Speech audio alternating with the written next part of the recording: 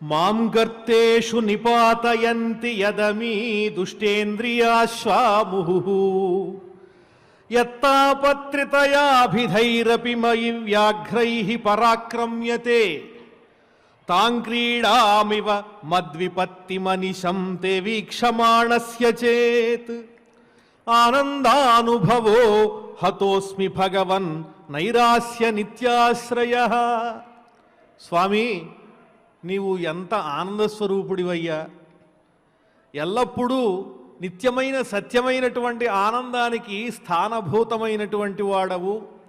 అందువల్లనే ఆనంద నిలయ నివాసుడవు అనేటువంటి ప్రసిద్ధమైనటువంటి బిరుదు కూడా పొందున్నావే. నీకిది న్యాయమా? ఇంద్రియాలనేటువంటి గుర్రాలను ఇచ్చావు మాకు. ఆ ఇంద్రియాలు మమ్మల్ని ఎటు పడితే అటు తిప్పుతూ ఉన్నాయి. మేము మనస్సుని నిగ్రహించుకోలేక చిత్తచాంచల్యంతో ఎన్నో దుఃఖాలు అనుభవిస్తూ ఉన్నాము. ఇది చాలక తాపత్రయములనేటువంటి పెద్ద పులిని మా మీద వదులుతావా?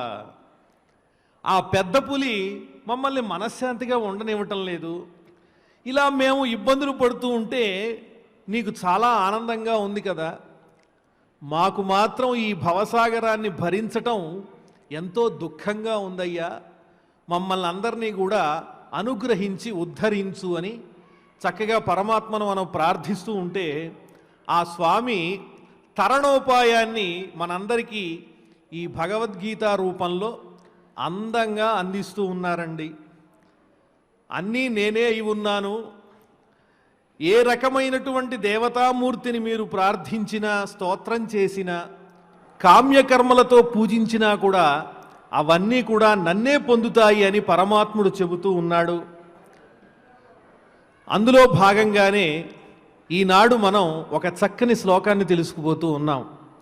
యాంతి దేవవ్రతా దేవాన్ పితॄన్ యాంతి పితృవ్రతాః భూతాని యాంతి భూతేజ్యాః యాంతి మద్యాజినోపి మాం. ఇంతవరకు మనకు చెప్పినటువంటి విషయాన్నే పరమాత్మ చెబుతూ ఉన్నాడు. ఎవరు ఏ సంకల్పంతో, ఏ విధమైనటువంటి కోరికతో ఏ మూర్తిని ప్రార్థిస్తారో, అర్చిస్తారో, పూజిస్తారో ఆ విధమైనటువంటి ఫలితాన్ని పొందుతారు అని చెబుతూ ఉన్నాడు. అదే విషయం ఈ శ్లోకంలో మనందరికీ కూడా దృఢపరుస్తూ మరింత స్పష్టంగా ఆ స్వామివారు తన తత్వాన్ని మనందరికీ కూడా అందిస్తూ ఉన్నారు. ఈ శ్లోకంలో ఉన్నటువంటి చక్కని అర్థాన్ని గమనిద్దాం. దేవవ్రతాః దేవాన్ యాంతి. చాలా తేలిక. దేవవ్రతాః అంటే దేవతలను ఆరాధన చేసి, ఉపాసన చేసి పూజించేటువంటి వారు దేవాన్ యాంతి. వాళ్ళు ఎవరినైతే పూజిస్తూ ఉన్నారో, ఉపాసన చేస్తూ ఉన్నారో ఆ దేవతలను పొందుతారు. అలాగే పితృవ్రతాః పితॄన్ యాంతి. పితృవ్రతాః అంటే పితృదేవతలను ఆరాధన చేసేటువంటి వారు ఎవరైతే ఉంటారో వారు పితॄన్ యాంతి, పితృదేవతలను పొందుతూ ఉన్నారు. మరి భూతాని యాంతి భూతేజ్యాః. అలాగే యక్షరాక్షసులు అనబడేటువంటి రాక్షస గణాలు కొన్ని ఉన్నాయండి. దేవతా సృష్టిలో విచిత్రాలు ఎన్నో. అటువంటి రాక్షసుల్ని, యక్షుల్ని కూడా పూజించే వాళ్ళు ఎవరైతే ఉన్నారో వాళ్ళు భూతాని యాంతి. వాళ్ళు కోరుకున్నట్టుగానే ఆయా రకములైనటువంటి స్వరూపాల్ని పొందుతూ ఉంటారు. మాం మద్యాజినోపి యాంతి. మద్యాజినః. నన్ను గనక ఎవరైతే ధ్యానం చేసి పూజిస్తారో, పరమాత్మ స్వరూపుణ్ణైన నన్ను, వాళ్ళు నన్ను పొందుతారు అని చెబుతూ ఉన్నాడు ఈ శ్లోకంలో పరమాత్మ. ఇందులో చూడండి, దేవవ్రతాః అన్నాడు. అంటే వ్రతం అంటే ఏమిటి అంటే ఒక సంకల్పం. చిన్నప్పటి నుంచి ఒక కోరిక ఉంటుంది. ఒకరికి గాయకులు అవ్వాలని ఉంటుంది, ఇంకొకరికి నటులు అవ్వాలని ఉంటుంది. అదేవిధంగా నేను ఈ జిల్లా మొత్తం పరిపాలించేటువంటి కలెక్టర్ కావాలనుకుంటారు. ఎన్నెన్నో ఆశలు ఉంటాయి. కానీ దానికి కావాల్సింది ఏమిటి అంటే ఒక నిశ్చయం కావాలి. ఇది నేను చేయగలను, చేస్తాను అని గట్టిగా 10 సార్లు మనస్సులో అనుకుంటూ దానికి తగినటువంటి చక్కని వస్తుజాతాన్ని అంతా కూడా ఎప్పటికప్పుడు మన దగ్గరికి చేరదీసుకుంటూ ఆ ప్రయత్నంలో, ఆ మార్గంలో వెడుతూ ఉంటే దాన్ని తప్పకుండా పొందుతాం. అందులో సందేహం ఏం లేదు. పూర్వం కళింగ రాజ్యాధిపతి అయినటువంటి ఒక మహారాజు గారు ఉన్నారండి. ఆయన ఒక సంకల్పం పెట్టుకున్నాడు. ఏమిటా సంకల్పం అంటే, అఖండమైనటువంటి దీపములను నేను ప్రతి దేవాలయంలో కూడా ప్రజ్వలింపజేస్తాను. ఎప్పుడు చూసినా కూడా దేవాలయాల్లో దీపాలు అఖండంగా వెలుగుతూ ఉండాల్సిందే అనుకున్నాడు.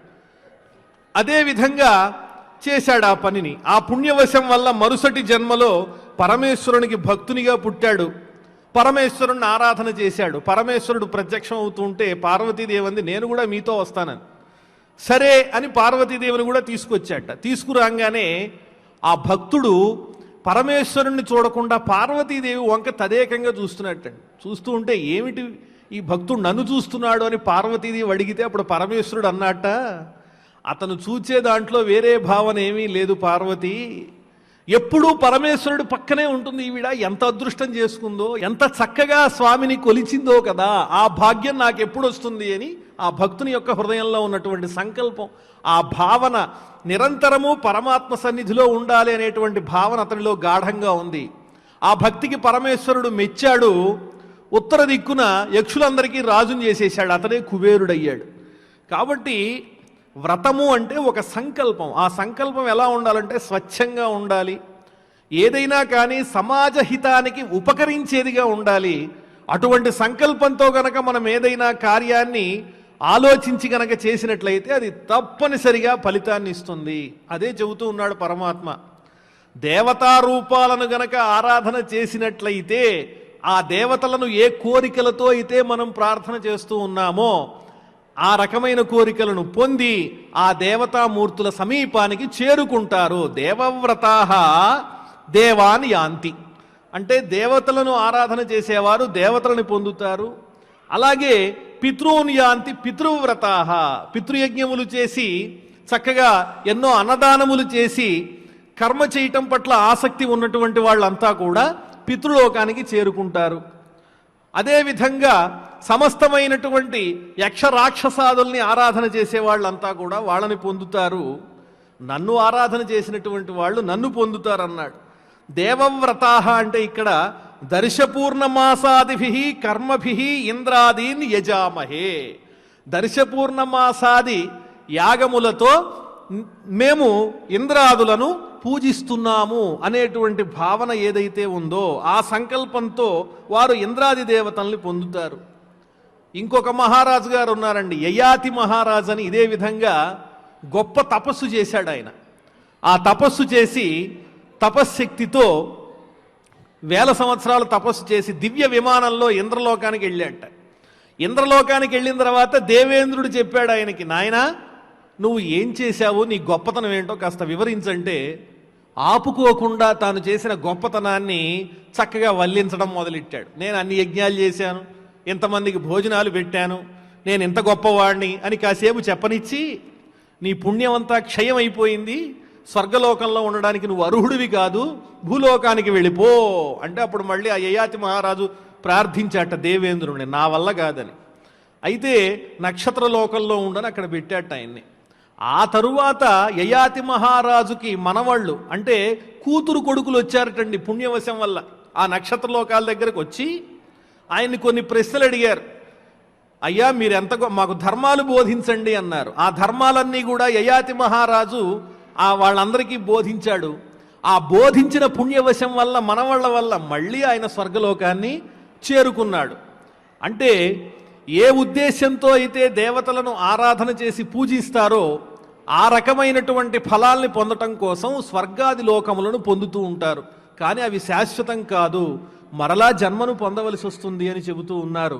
అలాగే పితృవ్రతాః పితృయజ్ఞాదిభి పితృన్ యజామహే ఇది పితృయజన సంకల్పాః ఏ తే పితృన్ యాంతి. పితృదేవతాది యజ్ఞములతో మేము పితృదేవతల్ని పొందాలి అని ఎవరైతే అనుకుంటారో వారు పితృదేవతల్ని పొందుతూ ఉంటారు. పితృదేవతలంటే ఎవరు అంటే ఉపదేవతా గణంటండి. వాళ్ళల్లో అగ్నిశ్వాత్తులు, భాషదులు, సోమవులు, యమానల, సోమ, అర్యములు మొదలైన వాళ్ళు ఎంతోమంది పితృదేవతలందరూ కూడా ఉన్నారు.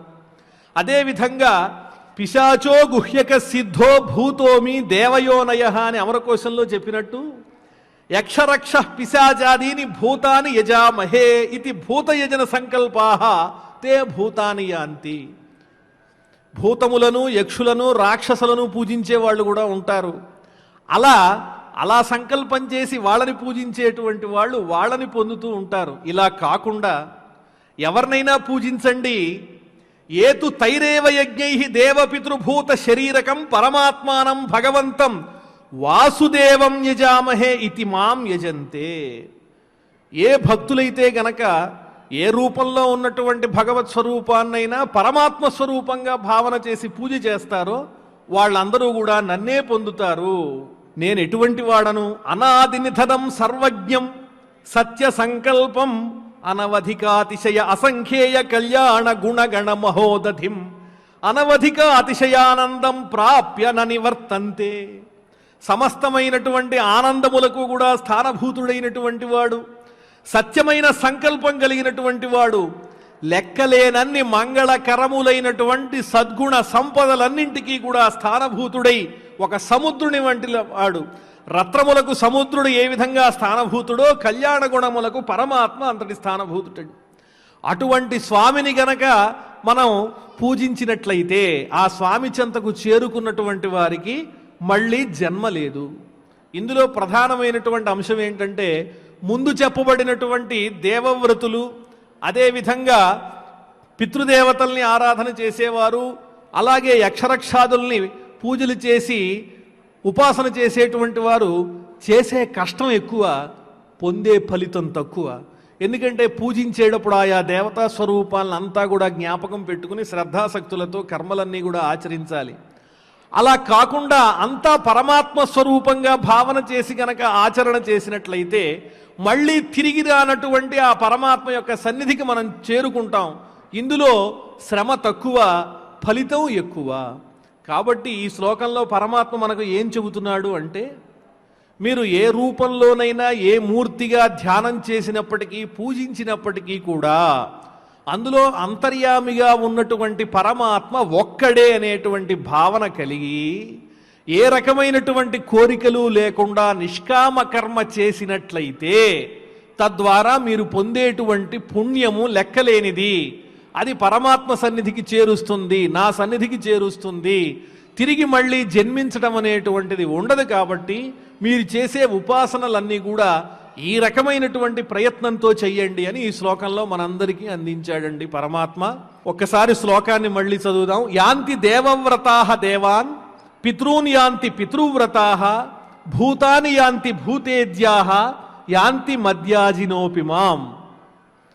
దేవతలను పూజించేవారు దేవతలను చేరుకుంటారు, పితృదేవతలను పూజించేవారు పితృదేవతలను చేరుకుంటారు, అలాగే యక్షరక్షాది భూతగణములను పూజించేవారు వాళ్ళని చేరుకుంటారు. ఎవరైతే ప్రతి ఉపాసనలో కూడా పరమాత్ముడు ఒక్కడే అని భావించి పూజ చేస్తారో వాళ్ళు తిరిగి రానటువంటి నా సన్నిధికి చేరుకుంటారు అని ఈ శ్లోకంలో ఉన్నటువంటి చక్కని సారాంశం. ఆ తరువాత మరొక మంచి శ్లోకాన్ని మనం చదువుకోబోతూ ఉన్నామండి. పత్రం పుష్పం ఫలంతోయం యోమే భక్త్యా ప్రయచ్చతి తదహం భక్త్యుపహృతం అశ్నామి ప్రయతాత్మనః. ఈ శ్లోకం ఎంతో అద్భుతమైనటువంటి శ్లోకం. ఎవరిని ఆరాధన చేసినా కూడా నన్నే పొందుతారు అంటే మరి నిన్ను ఏ రకంగా ఆరాధన చేస్తే నువ్వు తృప్తి పడతావో చెప్పవయ్యా. ఎంత కష్టపడి నిన్ను ఆరాధన చెయ్యాలి అంటే, పరమాత్మను ఉపాసన చేయటానికి ఆరాధన చేయటానికి కావలసింది ద్రవ్యములు కాదుటండి, శ్రద్ధ కావాలి, భక్తి కావాలి. మీరు భక్తిపూర్వకంగా గనక నన్ను ఆరాధన చేసినట్లయితే మీరు ఇచ్చేటువంటి ద్రవ్యాలు ఏవైతే ఉన్నాయో అవి బాహ్యంగా ఎంత స్వల్పంగా ఉన్నప్పటికీ కూడా వాటిల్లో అనంతమైనటువంటి భక్తిని మాత్రమే నేను చూస్తాను. ఎంతో అమూల్యమైనటువంటి చక్కని భాగ్యాన్ని మీ అందరికీ కూడా ఇస్తాను అని చెప్తున్నాడు. పత్రం పుష్పం ఫలంతోయం యోమే భక్త్యా ప్రయచ్చతి తదహం భక్త్యుపహృతం అశ్నామి ప్రయతాత్మనః. యహ ఏ పురుషుడైతే మే నాకు భక్త్యా భక్తితో, ఇక్కడ యహ అంటే ఏ పురుషుడు అంటే ఏ జీవుడైతే, మే నాకు భక్త్యా భక్తితో పత్రం పుష్పం ఫలం తోయం, ఒక పత్రమును గాని ఒక పుష్పమును గాని ఫలమును గాని నీటిని గాని అందించినట్లయితే, ఇవన్నీ కూడా ఎప్పుడూ దొరికేవి. వీటిని సంపాదించడానికి ఏ విధమైనటువంటి కష్టము పడక్కర్లేదు, ధనాన్ని కూడా వెచ్చించాల్సినటువంటి పని లేదు. అంటే పరమాత్మ యొక్క కరుణ ఎంత ఉందో చూడండి. స్వామిని ఆరాధన చేయటానికి, పూజించటానికి కావలసినటువంటి ద్రవ్యాలు ఏమిటి అంటే పత్రం, పుష్పం, ఫలం, తోయం. పత్రము, పుష్పము, పండు, నీరు. అంటే నీ దగ్గర ఏదైతే దొరుకుతుందో తేలికగా నిరంతరము దొరికేది, ఆయా ఋతువుల్లో ఎప్పుడూ కూడా ఏ ఏ పుష్పాలైతే దొరుకుతాయో ఆ పుష్పములతో పూజించండి. కావలసింది ఏమిటి అంటే భక్తి. భక్తి లేకుండా ఎంత ఖర్చు పెట్టి ఎంత ద్రవ్యాన్ని ఉపయోగించినా కూడా అది పరమాత్మకు ప్రీతికరం కాదు. ఎప్పుడైతే పరమాత్ముడే సర్వస్వం అనేటువంటి జ్ఞానం ఉంటుందో మనం ఇచ్చేది మనకు స్వల్పం అనిపించినా పరమాత్మకు మాత్రం అత్యంత ఆదరణీయమవుతుందండి. ప్రయచ్చతి, ఇచ్చుచున్నాడో, పత్రమును గాని, పుష్పమును గాని, ఫలమును గాని, నీటిని గాని ఇచ్చుచున్నాడో. ప్రయతాత్మనః, భక్తుని యొక్క, ఎటువంటి భక్తుడు ఆయన ప్రయతాత్మనః అంటే అంతఃకరణ శుద్ధి కలిగినటువంటి భక్తుడు. అటువంటి భక్తుని యొక్క భక్త్యుపహృతం, భక్తితో ఇవ్వబడినటువంటి తత్, ఆ ద్రవ్యమును, అంతఃకరణ శుద్ధితో కూడినటువంటి భక్తుని యొక్క ఏదైతే భక్తితో ఇవ్వబడినటువంటి ద్రవ్యమున్నదో తత్, ఆ పత్రము, ఆ పుష్పము, ఆ ఫలము, ఆ తోయమును అహం, నేను అశ్నామి, స్వీకరించుచున్నాను. భక్తితో భక్తుడిచ్చినటువంటిది ఏ విధంగా ఇవ్వాలి అంటే ఇక్కడ ప్రయతాత్మనః అనేటువంటి చక్కని పదం వాడారండి. ప్రయతాత్మనః అంటే అంతఃకరణ శుద్ధితో, నిర్మలమైనటువంటి హృదయంతో, ఏ విధమైన కల్మషం లేకుండా పరమాత్మ ఆనందించాలి, నేను పరమాత్మకే అందించాలి అనేటువంటి స్వచ్ఛమైనటువంటి హృదయంతో అందించడమే ప్రధానం తప్ప మనం ఎంత విలువైనటువంటి వస్తువు పరమాత్మకు అందిస్తున్నాం అనేది ముఖ్యం కాదు. సర్వసులభం పత్రం వా, పుష్పం వా, ఫలం వా, తోయం వా, మత్ప్రియత్వేన తత్ప్రదానేన వినా ఆత్మధారణం అలభమానతయా తదేక ప్రయోజన యోమే పత్రాదికం దదాతి. నా మీద అమితమైనటువంటి ప్రేమతో, స్వామి పట్ల ఉండాల్సినటువంటిది ప్రేమటండి. అలాగే నేను ఈ పత్రాన్ని కానీ పుష్పాన్ని కానీ పరమాత్మకు భక్తితో సమర్పించలేకపోతే నేను ఈ జీవితాన్ని ధరించి ఉండలేను అనేటువంటి అమోఘమైనటువంటి సత్యమైనటువంటి సంకల్పం అనేటువంటిది హృదయంలో ఉండాలి అని చెబుతున్నారు. అలాగా భగవంతునికి భక్తిగా ఈ పత్రాన్ని సమర్పించటమే ప్రధానమైన ప్రయోజనము. ఎంతో దూరం నుంచి స్వామి సన్నిధికి వచ్చి ఆ స్వామికి యథాశక్తిగా మనం ఏమి ఇవ్వగలం, స్వామికి ఏమి ఇవ్వాలి, నా దగ్గర ఇదే ఉంది కదా, ఇది అల్పమని స్వామి అనుకుంటాడేమో, అనుకోవక్కర్లేదు. ఆ ఇచ్చేటువంటి దానితో మన భక్తి అనేటువంటి అమూల్యమైనటువంటి చక్కని ద్రవ్యాన్ని కలిపినట్లయితే ఆ భక్తి వల్ల ఆ ద్రవ్యం విలువ కొన్ని రెట్లుగా మారిపోతుంది, పరమాత్మకు అత్యంత ప్రీతిపాత్రం అవుతుంది. ఆ విషయాన్నే చెబుతూ ఉన్నాడు. అదేవిధంగా ప్రయతాత్మనః అనేటువంటి పదం చూడండి. తత్ప్రధానైక ప్రయోజనత్వ రూపశుద్ధియుక్త మనసః, తన దగ్గర తాను తెచ్చినటువంటి కానుకను లేదా పరమాత్మకు అర్పించాల్సినటువంటి ద్రవ్యాన్ని పరమాత్మకి ఇవ్వటానికే తెచ్చాం కానీ వేరొక ప్రయోజనం లేదు అనేటువంటి భావన, శుద్ధమైనటువంటి మనస్సు ఉండడమే ప్రధానము అని పరమాత్మ చెబుతూ ఉన్నాడు. అది ప్రయతాత్మనః అంటే అర్థం. అంటే శ్రద్ధాసక్తులతో ఏకాగ్రతతో స్వామి కోసం అర్పించాలి. అదేవిధంగా తత్ భక్త్యుపహృతం, అటువంటి చక్కని భావన కలిగినటువంటి భక్తుడు ఇచ్చినటువంటిది భక్తిపూర్వకంగా స్వామికి అందించబడింది ఏదైతే ఉంటుందో అది అహం అశ్నామి, నేను స్వీకరిస్తాను. అహం సర్వేశ్వర, మరి స్వీకరించేటువంటి పరమాత్ముడు ఎటువంటి వాడో చూడండి. అహం సర్వేశ్వర నిఖిల జగదుదయ విభవ లయ లీల అవాప్త సమస్త కామ, సమస్తమైన చరాచరమైనటువంటి విశ్వానికి కూడా నేనే ప్రభువునై ఉన్నాను. సృష్టి స్థితి లయములన్నీ కూడా నేనే నడిపిస్తూ ఉన్నాను.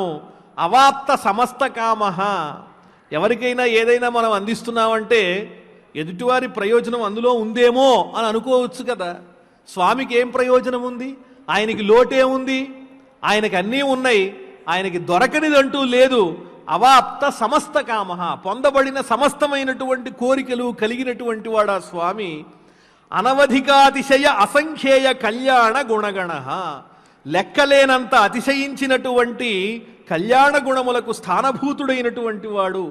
అంతేకాదుటండి స్వామి వైభవం స్వాభావిక అనవధికాతిశయ ఆనంద స్వానుభవే వర్తమానోపి. ఇక్కడ అసలు విషయం చూడండి, లెక్కలేనంత ఆనందానికి తాను స్థానభూతుడైనా, తనకి ఏమీ లోటు లేకపోయినా కూడా భక్తితో భక్తుడు తెచ్చినటువంటి ద్రవ్యం భక్తుడు తాను స్వల్పంగా భావిస్తున్నప్పటికీ కూడా మనోరథ పథదూరవర్తి ప్రియం ప్రాప్యేవ అశ్నామి. ఈ వస్తువుని నేను స్వీకరించి చాలా రోజులైంది, కాలంగాని కాలంలో మామిడి పళ్ళు తినాలనిపిస్తే అవి దొరకవు కదా, అలాగే పరమాత్ముడికి కూడా తినదగినటువంటి పదార్థం, అయ్యో ఇది ఎన్నాళ్ళ నుంచో నేను తినాలనుకుంటున్నాను, ఇది నాకు దొరకలేదని ఎదురు చూచేవాళ్ళు ఏ విధంగా అయితే ఆ పదార్థం దొరకంగానే ఎంతో ఆతృతగా స్వీకరిస్తారో, అదే రకమైనటువంటి ప్రేమతో ఆతృతతో ఈ భక్తుడిచ్చినటువంటి ద్రవ్యంలో ఉన్నటువంటి భక్తిని బట్టి ఎన్నాళ్ళకి దొరికింది స్వచ్ఛమైన భక్తితో కూడినటువంటి ఈ ద్రవ్యం అని చెప్పి ఆ ద్రవ్యాన్ని తాను స్వీకరిస్తాటండి. అంటే ఇచ్చే దాంట్లో ఉండాల్సింది భక్తి తప్ప ద్రవ్యానికి ఉండేటువంటి విలువ కాదు. అందువల్లనే మోక్ష ధర్మంలో ఇలా చెప్పారు, యాః క్రియాః సంప్రయుక్తా స్యుః ఏకాంతగత బుద్ధిభిః తాన్ సర్వాన్ శిరసాదేవః ప్రతిగృహ్ణాతి వైస్వయం. ఏకాగ్రమైనటువంటి బుద్ధితో పరమాత్మకు మనం ఇవ్వాలి అనేటువంటి సంకల్పంతో ద్రవ్యాన్ని అందించినట్లయితే పరమాత్మ దాన్ని శిరస్సుతో చక్కగా స్వీకరిస్తాటండి. ఇటువంటి ఉదాహరణలు మనకు భాగవతంలో కోకొల్లలుగా దొరుకుతాయి. అందులో ఒక ఉదాహరణ కుచేలోపాఖ్యానం. కుచేలుడు పాపం స్వామివారిని శ్రద్ధాసక్తులతో చక్కగా పూజించేవాడు, నిజానికి ఎంతో దరిద్రంలో ఉన్నటువంటి వాడు. అయినప్పటికీ కూడా గంపెడు సంసారాన్ని పోషిస్తూ కూడా మనస్సును ఎక్కడికి పోనివ్వకుండా నిరంతరము కూడా ఆ స్వామినే తలుచుకుంటూ ఉండేటువంటి వాడు. అప్పుడు ఆ కుచేలుని భార్య చెప్పిందిట, మీ మిత్రుడు కృష్ణుడు ఇప్పుడు గొప్ప ఐశ్వర్యంతో ఉన్నాడు కదండి, ఆ ద్వారకలో ఉన్నాడు కదా, వెళ్ళి కాస్త ఆయన్ని అడిగి సంపదలు తీసుకురావచ్చు కదా, ఇంతటి సంసారాన్ని నడపలేకపోతూ ఉన్నాను అని ఎన్నోసార్లు ఆవిడ బాధపడేది. అయినప్పటికీ కూడా భక్తే ప్రధానం కానీ ధనం ప్రధానం కాదు అని చెప్పి ఎప్పుడూ కూడా కుచేలుడు కృష్ణుడి దగ్గరికి వెళ్ళడానికి ఇష్టపడేవాడు కాదట. కానీ ఒకనాడు పాపం భార్య పోరు పడలేక వెళ్ళాడు. ఈ రకంగా అయినా శ్రీకృష్ణ పరమాత్మ దర్శనం చేసుకుందామని భటులు చూశారు. చూసి చిరిగిపోయినటువంటి వస్త్రాలతో నిలుచుని ఉన్నటువంటి ఈ బ్రాహ్మణోత్తముడు వచ్చిన విషయాన్ని శ్రీకృష్ణ పరమాత్మకు చెప్పారు. చెప్పంగానే శ్రీకృష్ణుడు పరిగెత్తుకు వచ్చాటండి. కరమర్ధినెదురుగాచని పరిరంభణమాచరించి బంధు స్నేహ స్ఫురణం తోడు తెచ్చి సమాదరమున కూర్చుండబెట్టె తన తల్పమునన్. ఎంతో ప్రేమగా ఆ స్నేహితుణ్ణి తీసుకుని వచ్చి రెండు చేతులతో చక్కగా జాగ్రత్తగా తాను శయరించేటువంటి తల్పం మీద కూర్చోబెట్టాట. ఏం మిత్రమా, బాగున్నావా, ఎన్నాళ్ళైంది నిన్ను చూచి, గురుకులంలో మనం ఎన్నో రకములైనటువంటి గురుసేవలు చేశాం, అవన్నీ నీకు గుర్తున్నాయా అని చెప్పి ఆ చిన్నప్పటి విషయాలన్నీ కూడా చెబుతూ మరి నా దగ్గరకు వచ్చావు కదా, నాకు నువ్వేం తెచ్చావు అని అడిగాట. అడిగితే తన దగ్గర ఉన్నటువంటి అటుకులు స్వామికి సమర్పించటానికి కుచేలుడు పాపం సిగ్గుపడుతూ ఉంటే తానే స్వయంగా అవి తీసుకుంటూ దళమైన పుష్పమైనను ఫలమైనను సలిలమైన పాయని భక్తిన్ కొలిచిన జనులర్పించిన నెలమిన్ రుచిరాన్నముగానే ఏను భజింతున్. ఎందుకయ్యా అలా దాచుకుంటావు, నాకు తెచ్చేటువంటి ద్రవ్యము ప్రేమతో ఉండాలి కానీ అది విలువైనది అని నేను అనుకోను. నీవు తెచ్చింది తులసి దళమైన పుష్పమైన ఫలమైన ఎప్పుడూ చెరగనటువంటి భక్తితో గనక నాకు సమర్పిస్తే భక్తులు దాన్ని ఎంతో ప్రేమగా నేను స్వీకరిస్తానన్నాడు. ఆ అటుకుల్ని ఒక గుప్పెడు ఆయన నోటిలో ఉంచుకున్నాడు. వెంటనే ఆ భక్తునికి అఖండమైనటువంటి ఐశ్వర్యం అంతా వచ్చేసింది. అదేవిధంగా ఇంకొక భక్తుడు చూడండి, గజేంద్రుడు మొసలి పట్టుకుని బాధ పెడుతూ ఉంటే ఎంతో దుఃఖపడ్డాడు. పరమాత్మ నువ్వే నాకు దిక్కు, నన్ను రక్షించు.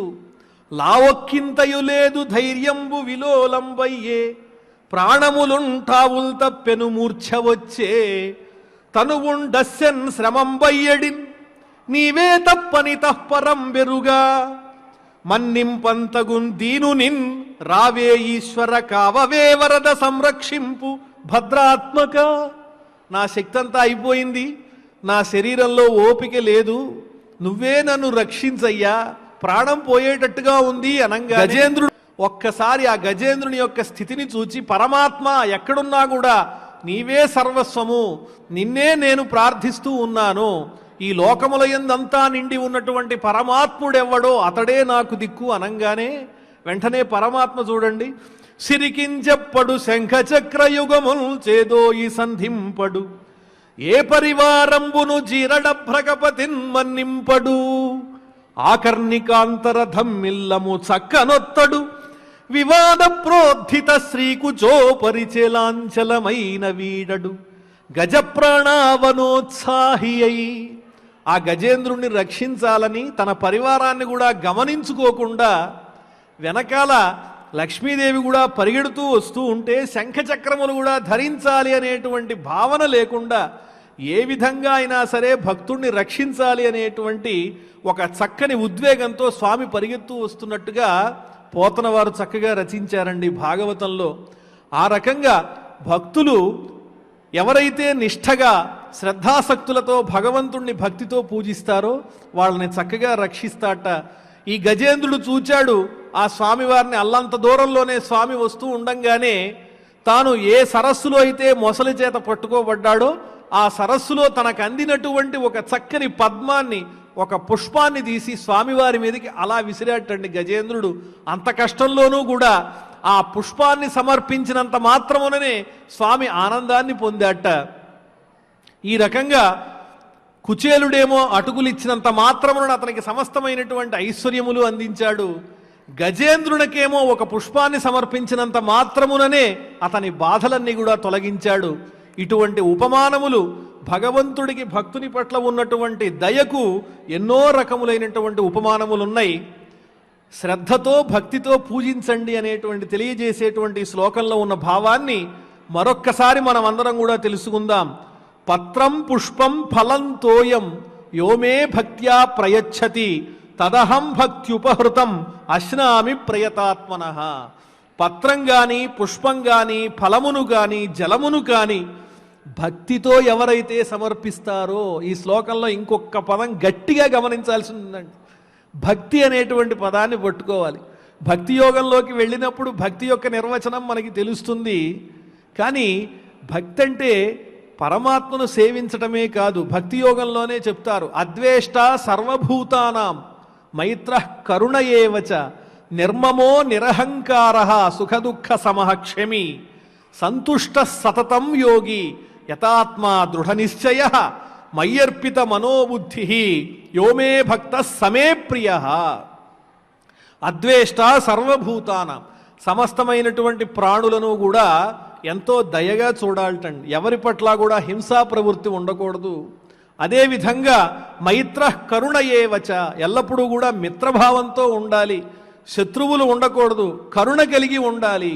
కరుణ కలిగి ఉండాలి అంటే బయట వాళ్ళ పట్లే కాదు, ఇంట్లో ఉన్న వాళ్ళ పట్ల కూడా మనకు కరుణ ఉండాలి. ఉదాహరణ, మా అమ్మగారు రోజు నాకు ఒక ముద్ద అన్నం పెడితే తప్ప నేను అన్నం తిన్ను అని కొంతమంది నియమం పెట్టుకుంటారు. పాపం ఆవిడకి అనారోగ్యం వచ్చి పాపం డాక్టర్ గారి యొక్క సలహా మేరకు ఒక 10 రోజులు విశ్రాంతి తీసుకోవాల్సి వచ్చింది. ఆ విశ్రాంతి తీసుకోవాల్సి వచ్చి ఆవిడ లేవలేని పరిస్థితిలో ఆ ఇంట్లో ఉన్న వేరొకరు పాపం వంట చేసి తీసుకొచ్చి పెడితే, మా అమ్మ చేత్తో మొదటి ముద్ద పెడితే కానీ నేను తినను అంటే అతనికి తల్లి మీద ప్రేమ ఉన్నట్లా ద్వేషం ఉన్నట్లా? ఇతని ప్రేమ తల్లి ఆరోగ్యం మీదకి తెచ్చింది. కాబట్టి ఒక 10 రోజులు కనుక విశ్రాంతిని ఇచ్చినట్లయితే మళ్ళీ తల్లి చక్కగా తేరుకుని బిడ్డకు కావలసినటువంటి ఆహారాన్ని చక్కగా అందిస్తుంది. అందువల్ల అందరి యొక్క శ్రేయస్సుని కోరుకునేటువంటి వాడు పరిస్థితిని అనుసరించి దయాభావంతో మెలిగి కరుణ కలిగి ఉండాలి. అది లేకుండా కేవలము పరమాత్మను పూజలు చేస్తున్నాం అనుకున్నంత మాత్రాన పరమాత్మ యొక్క అనుగ్రహం దక్కదుటండి. ఎవరిని పూజించినా ఏ కర్మను ఆచరించినా కూడా అందులో పరమాత్మని చూచినప్పుడు మాత్రమే పరమాత్మ యొక్క అనుగ్రహం మనకి లభిస్తుంది అని ఈ శ్లోకంలో చక్కటి భావం మనకు గీతాచార్యుడు అందించాడు. యహా ఏ పురుషుడైతే మే నాకు భక్త్యా భక్తితో పత్రం పుష్పం ఫలం తోయం, పత్రమును గాని పుష్పమును గాని ఫలమును గాని తోయమును గాని అంటే నీటిని గాని ప్రయచ్చతి శ్రద్ధాసక్తులతో అందిస్తాడో, ప్రయతాత్మన అంతఃకరణ శుద్ధి నిష్ఠా కలిగినటువంటి ఆ భక్తుని యొక్క భక్త్యుపహృతం శ్రద్ధాసక్తులతో ఇవ్వబడినటువంటి తత్ ఆ పదార్థాన్ని అహం అశ్నామి నేను ఎంతో పవిత్రంగా భావిస్తాను, ఎంతో ఆనందంగా స్వీకరిస్తాను అని పరమాత్ముడు చెబుతున్నాడు. ఈరోజు మనం తెలుసుకున్నటువంటి శ్లోకములు రెండూ కూడా ఆణిముత్యములే. ఎవరిని పూజించినా కూడా పరమాత్మ పూజే అవుతుంది. కాబట్టి అందరిలోనూ అంతర్యామిగా ఉన్నటువంటి పరమాత్ముని యొక్క దివ్యతత్వాన్ని తెలుసుకుని పూజించండి. ఎక్కువ కష్టపడకుండా తేలికగా పరమాత్మను పొందేటువంటి చక్కని అవకాశాన్ని వినియోగించుకోండి. మీరు భక్తితో ఇచ్చేటువంటి ద్రవ్యమే ప్రధానం, కానీ ఆ ద్రవ్యానికి ఉన్నటువంటి విలువ ప్రధానం కాదు. ఇచ్చేటువంటి భక్తిలో ఉన్నటువంటి నిష్ఠా శ్రద్ధ, భక్తుడనడానికి కావలసినటువంటి అర్హత ఉన్నదా లేదా అంటే సమస్త ప్రాణుల యందు భూతదయ ఇత్యాదులన్నీ కూడా ఎవరిలో అయితే ఉంటాయో, స్వార్థం ఉండదో, నేనే కర్తను అనేటువంటి స్వతంత్ర బుద్ధి ఉండదో, సమస్తము భగవత్ సంకల్పంతోనే నడుస్తోంది, భగవంతుడే అందరినీ నడిపిస్తున్నాడనేటువంటి భావన ఎవరిలో అయితే ఉంటుందో వారు భక్తితో ఇచ్చినటువంటి దానిని నేను ఎంతో ప్రేమగా, కావలసినటువంటి ద్రవ్యము లభించినటువంటి వాడు అది దొరకంగానే ఎంత ఆతృతగా స్వీకరిస్తాడో అంత ప్రేమగా వారు భక్తితో ఇచ్చిన దాన్ని నేను స్వీకరిస్తాను అని ఈ రెండు శ్లోకములలో ఎంతో అందంగా పరమాత్మ చెప్పాడు.